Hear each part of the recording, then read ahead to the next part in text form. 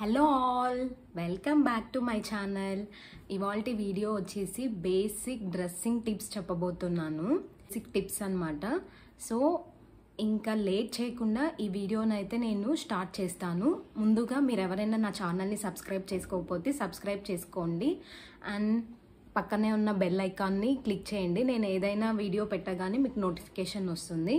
So ఇంకా late చేయకుండా వీడియోలోకి వెళ్ళిపో. టిప్ వచ్చేసి సెలెక్షన్ అంటే మనం మన స్కిన్ టోన్కి తగ్గట్టు సెలెక్ట్ చేసుకోవడం అన్నమాట. అంటే ఫెయిర్నెస్ ఉంటారు కొందరు డార్క్నెస్ ఉంటారు. సో మన స్కిన్ టోన్కి మనకి సెట్ అయ్యేలాగా సెలెక్ట్ చేసుకోవడం, ఫస్ట్ సెలెక్ట్ చేసుకోవడం రావాలి. సో ఫస్ట్ టిప్ వచ్చేసి అలా ఫెయిర్నెస్ ఉన్న వాళ్ళకైతే ఏవైనా ఎలా అయినా సెట్ అయిపోతాయి, ఏ కలర్స్ అయినా కానీ ఏదైనా.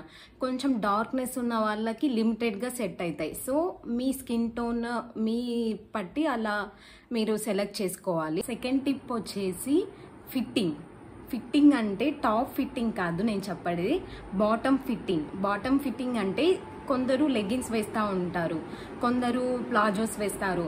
ఫస్ట్ ఆఫ్ ఆల్ లెగ్గిన్స్ వేసే వాళ్ళకి నేను చెప్పేది ఏంటంటే మెయిన్గా యాంకిల్ లెంత్ లెగ్గిన్స్ ప్రిఫర్ చేయండి. కొందరు లూజ్గా ఫుల్ లెంత్ లెగ్గిన్స్ వేసినా కూడా బాగుంటాయి. బట్ కొందరు ఏంటంటే ఆ లెగ్గిన్స్ లూజ్గా ఉండి అలా ఎలా అంటే అలా ఎలాస్టిక్ లూజ్ అయిపోయి అలా వేసుకుంటుంటారు. అలా వేసుకున్నప్పుడు అయితే మీ అవుట్ఫిట్ అనేది లుక్ ఉండదు, అక్కడే మీకు తెలిసిపోతుంది మీకు డ్రెస్సింగ్ సెన్స్ లేదనేసి. So fitting is main important, అది బాటమ్ ఫిట్టింగ్ ఇంకా ఇంపార్టెంట్. సో ఫిట్టింగ్ అనేది మంచిగా ఉండేలా చూసుకోండి. నెక్స్ట్ థర్డ్ వన్ వచ్చేసి కలర్ కాంబినేషన్ కూడా మన డ్రెస్సింగ్ సెన్స్లో మన అవుట్ఫిట్లో చాలా ఇంపార్టెంట్. ఇప్పుడు చాలా మందిని నేను చూస్తుంటాను, ఏదో టాప్ వేసుకుంటారు, కింద లెగ్గిన్ వచ్చేసరికి ఏదో కలర్ వేసింటారు. ఆ టాప్కి బాటమ్కి అస్సలు మ్యాచ్ అయి ఉండదు, మిస్ మ్యాచ్ అయిపోతుంటుంది, అప్పుడు అన్బ్యాలెన్స్ అయిపోతుంటుంది మీ అవుట్ఫిట్ వచ్చేసి. సో కాంబినేషన్ కూడా మస్ట్ ఇంపార్టెంట్. మీరు ఏ టాప్ అయినా తీసుకోండి. ఇప్పుడు నేను వేసుకున్న టాపే చూడండి, ఈ రెడ్ కలర్కి నేను కింద క్రీమ్ కలర్ అయితే వేసుకున్నాను. అలా మ్యాచ్ అయ్యేలాగా మీరు వేసుకోవాలి. ఎలా పడితే అలా వేసుకుంటే అది అవుట్ఫిట్ అనేది అంత నీట్గా ఉండదు, లుకింగ్ కూడా మంచిగా ఉండదు అనమాట. సో కలర్ కాంబినేషన్ కూడా చాలా ఇంపార్టెంట్. నెక్స్ట్ ఫోర్త్ టిప్ వచ్చేసి ఇంకో ఫిట్టింగ్ ఏంది అని అనుకుంటున్నారా? ఇప్పుడు టాప్ ఫిట్టింగ్ చెప్పబోతున్నాను. టాప్ ఫిట్టింగ్ అంటే కొందరు టాప్స్, ఇప్పుడు రెడీమేడ్ టాప్స్ కానీ టైలర్ దగ్గర స్టిచ్ చేయించుకున్న స్టిచ్చింగ్ టాప్స్ కానీ ఏవైనా చూడండి, అన్నీ ఫిట్గానే ఉండాలి టాప్స్ అని లేదు, మరి లూజ్గా ఉండాలని కూడా లేదు. కొన్ని లూజ్గా ఉంటేనే బాగుంటాయి, కొన్ని ఫిట్గా ఉంటే బాగుంటాయి.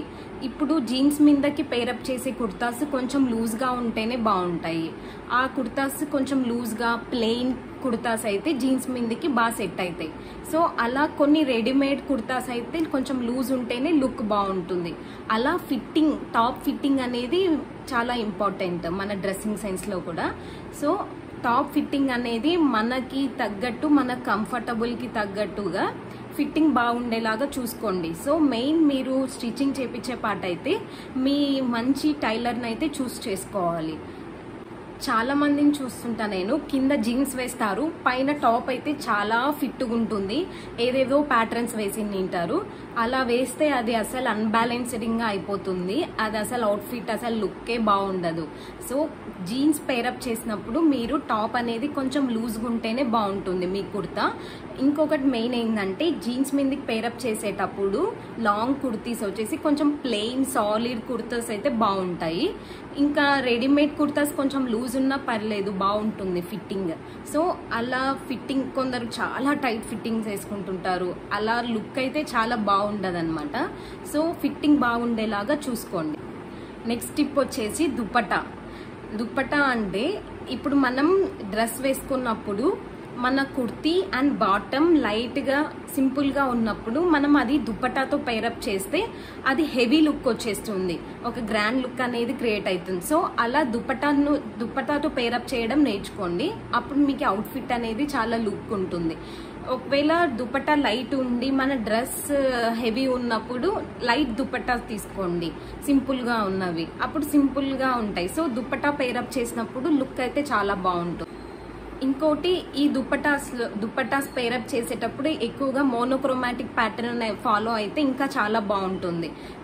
టాప్ అండ్ బాటమ్ సేమ్ గా వేసి మన దుపట్టాని హైలైట్ చేస్తే డిఫరెంట్ కలర్ తో చాలా బాగుంటుంది. అలా మోనోక్రోమాటిక్ ప్యాటర్న్ ట్రై చేయండి, చాలా బాగుంటుంది. నెక్స్ట్ లాస్ట్ టిప్ వచ్చేసి స్టేట్మెంట్ పీస్ అంటే ఏంటో అనుకుంటున్నారా? ఏం లేదు, నాకు తెలిసి చాలా మందికి తెలిసే ఉంటుంది. స్టేట్మెంట్ పీస్ అంటే మన కంప్లీట్ అవుట్ఫిట్ లుక్ లో ఏదో ఒకటి హైలైట్ చేయడం అన్నమాట. ఇప్పుడు సపోజ్ మన అవుట్ఫిట్ మొత్తం కంప్లీట్ లుక్ లో ఇయర్ రింగ్స్ నైనా హైలైట్ చేయడం, లేదా నెక్ పీస్ ని హైలైట్ చేయడం, లేదా డ్రెస్సింగ్ లో దుపట్టాని హైలైట్ చేయడం, అలా ఏదో ఒకటి హైలైట్ చేయడంనే స్టేట్మెంట్ పీస్ అంటారు.